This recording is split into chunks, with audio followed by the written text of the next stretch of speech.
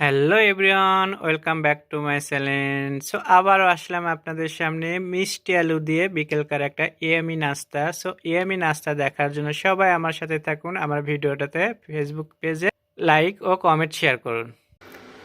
আসসালামু আলাইকুম, সবাই কেমন আছেন? আশা করি সবাই ভালো আছেন। স্বাদ ও স্বাদের গল্পের সাথে আবারও আসলাম আপনাদের জন্য নতুন একটা রেসিপি নিয়ে। সো আজকের রেসিপিতে থাকবে মিষ্টি আলু দিয়ে বিকেলের একটা নাস্তা। সো মিষ্টি আলু দিয়ে বিকেলের নাস্তার জন্য আমি কি কি উপকরণ দেব সেটা আপনাদেরকে দেখাবো। তো প্রথমে আমি এখানে আলু নিয়েছি 4টা। সো আলুটা আমি এখন ভালো করে ক্লিন করে ধুয়ে আমি এটাকে সেদ্ধ করে নেব। বাকিটা পরে দেখাচ্ছি। আমি সুন্দরভাবে ছিলে কেটে ধুয়ে নিয়ে নিছি। এখন আমি এটাকে সেদ্ধ বসে দেবো। আমি এখন এটা চুলাতে বসে দিলাম, দিয়ে 4 থেকে 5 মিনিট আমি এটা সেদ্ধ করে নেব, নিয়ে তারপর আপনাকে বাকিটা দেখাবো। আলুটা সেদ্ধ হয়ে গেছে, এখন আমি আলুর পানিটা ঝরে নেব। আলুর পানিটা তো ঝরে নিলাম, বাকিটা আমি ঠান্ডা করে দেখাবো আপনাদেরকে। আলুটা ঠান্ডা হয়ে গেছে, এখন আমি এটাকে ম্যাশ করে নেব।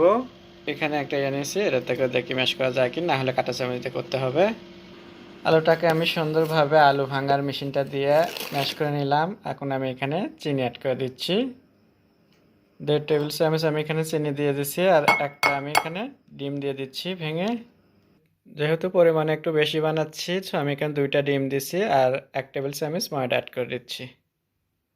1 চা চামচ পরিমাণ মতো আমি এখানে বেকিং পাউডার দিয়ে দেব। বেকিং পাউডারটা দেওয়া হয়েছে 1 চা চামচ পরিমাণ মতো, আর এখানে আমি একটু গোলাপ জল দেব, খুবই সামান্য। একটু এখানে কেওড়া জলও দিচ্ছি, খুবই সামান্য। আমি এখানে ফুড কালার দিচ্ছি একটু। লাস্ট এখানে আমি লিকুইড দুধ দিচ্ছি।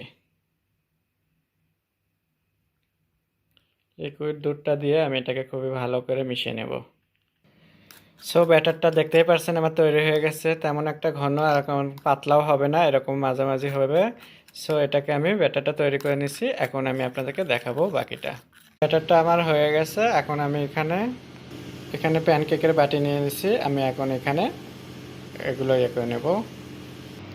সো দেখতেই পারছেন আমি প্যানকেক এটা বসে নিছি, আর মিষ্টি আলু দিয়ে বিকেলকার বাচ্চাদের জন্য খুবই মজাদার একটা নাস্তা বানিয়ে দেখাচ্ছি। এখন আমি এটাকে একটু ওভেনে দিয়ে দেব।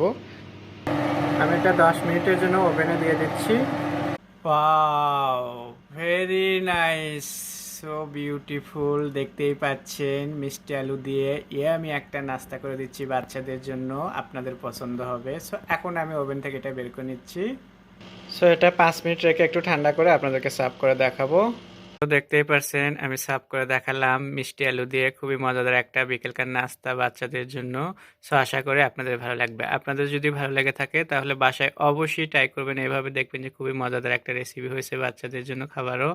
সো এটা অনেক নরম হয়। সো আশা করি আপনাদের ভালো লাগবে। আপনাদের যদি ভালো লেগে থাকে তাহলে স্বাদ ও স্বাদের গল্পের সাথে থাকবেন, বেশি বেশি শেয়ার ও কমেন্ট করবেন।